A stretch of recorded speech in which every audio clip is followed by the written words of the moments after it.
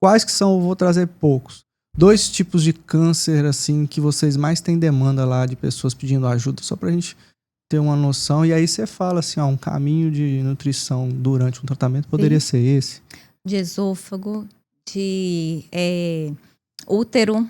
E tem aparecido muito lá na associação, a gente tem visto o aumento, né, para vocês homens, acho que é algo de próstata.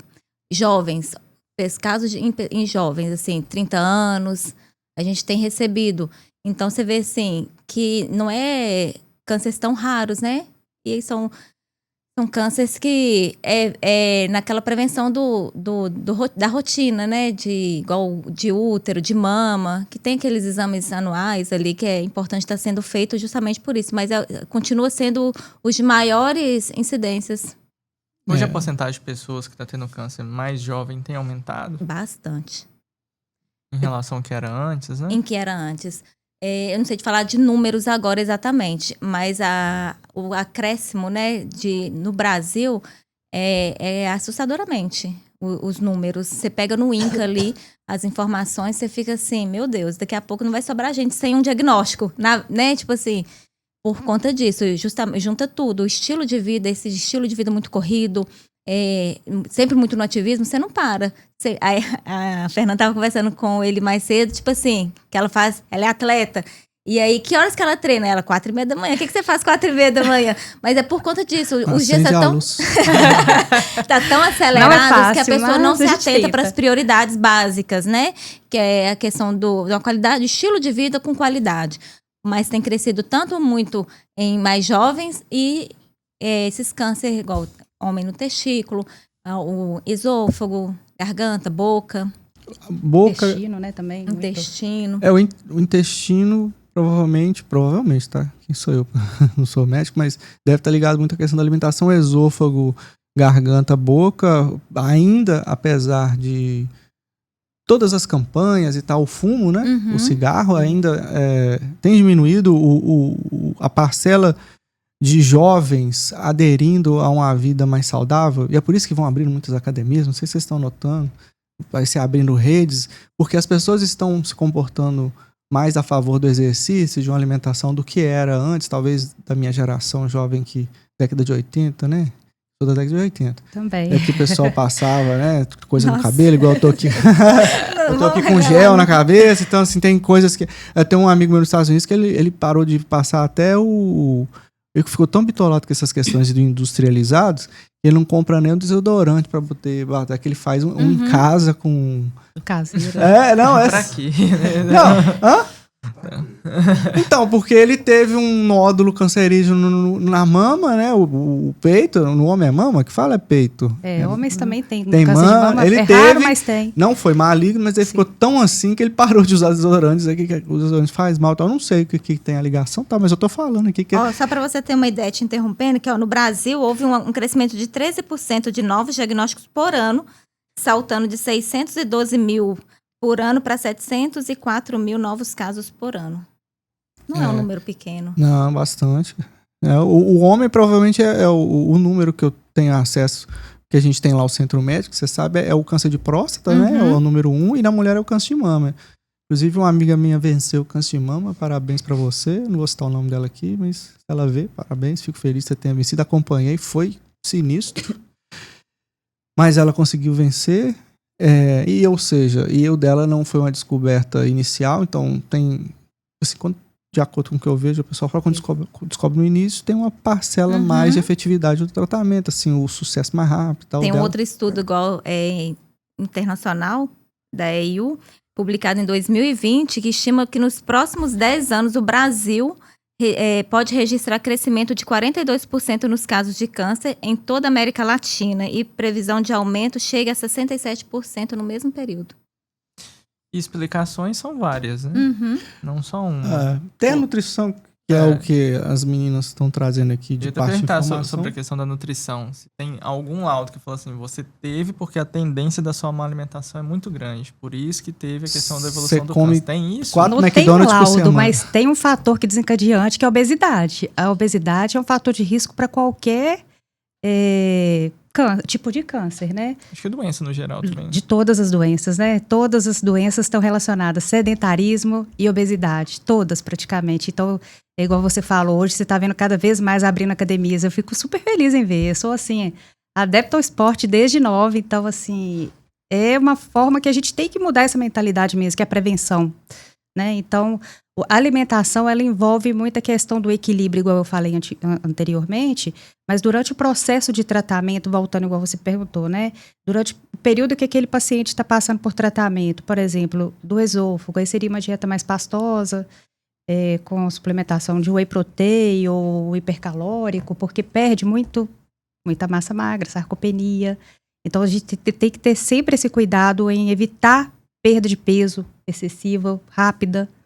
Então, aí tem que ser feito um cálculo para aquele paciente da quantidade de nutrientes que ele precisa ingerir. Entendi. E você falando essa questão no caso, quem tá doente, né? Mas quem não tá, que é um assunto, né, que tá em alta aí, que eu vou trazer aqui para ver qual que é a opinião de vocês. Tem muita gente usando a própria caneta emagrecedora, né? E começou esse uso, assim... Desenfreado por agora, né? Sendo falado por todos. E pode ser que o reflexo negativo tende a vir um pouco mais para frente, né? Que são os reflexos negativos que eu falo na questão da saúde mesmo.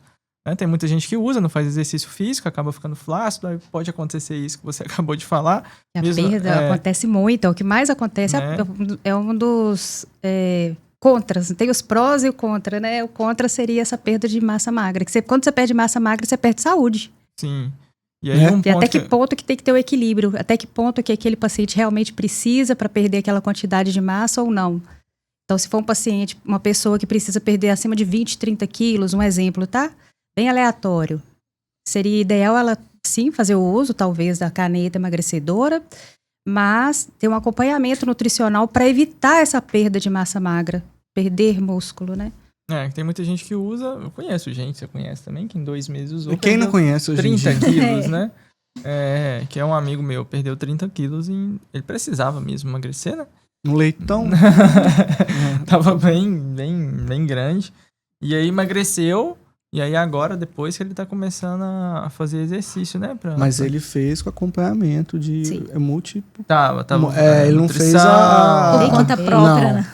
Tem que ter esse acompanhamento. Tanto que ele tá benzão. Ele não foi um negócio assim, vou aplicar aqui, vou ver foi o que com a galera que perde gordura no rosto também, né? Não, quando ele é bem acompanhado de perto pelo médico, pelo nutricionista, né, fazendo academia, treino, principalmente treino resistido, que é a musculação, o resultado é excelente. É um auxiliar, né, do seu processo. No caso dele, jovem, já tinha pressão alta, ele estava realmente muito acima do peso. Eu acho que ele já estava diabetes, o pré, alguma coisa. Provavelmente que estava muito gordo.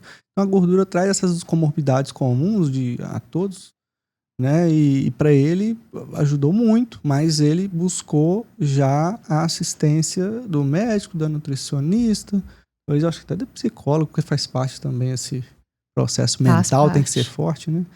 Porque se emagrece o corpo não trabalhar a mente continua ali. Ele vai ter o reganho de peso. Tem gente também que não tem um resultado tão esperado quanto outras pessoas, porque ela se força a comer. Aí tem a questão da compulsão alimentar também, né?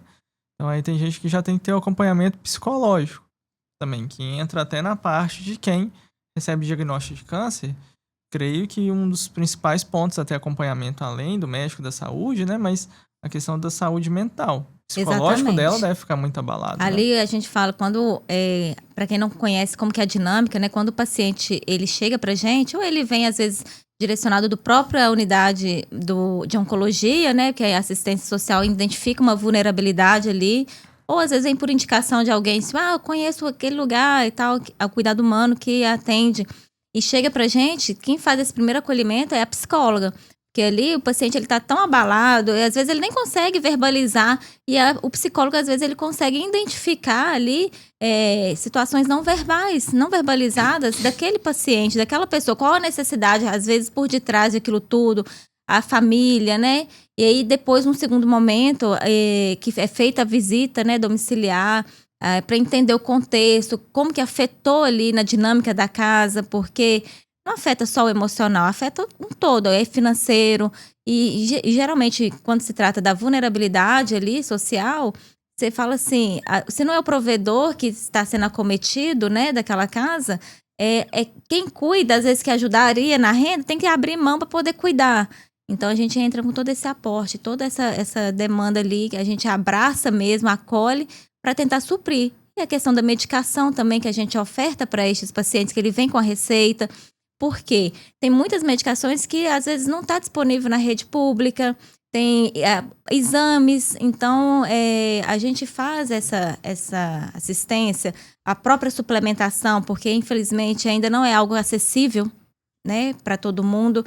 Então, a gente oferece, né, esses pacientes que são cadastrados ali, toda e isso tudo traz conforto, porque a doença ela não espera. Se você tiver que pensar assim, nossa, como que eu vou conseguir um dinheiro para comprar um suplemento, uma medicação, que não sei o quê, o emocional já está todo abalado. E aí vem ainda essas demandas, aí é onde a gente entra nesse cuidado bem humano, com essa sensibilidade, com esse olhar ali do cuidado mesmo. Tudo para ontem, né? Tudo para ontem.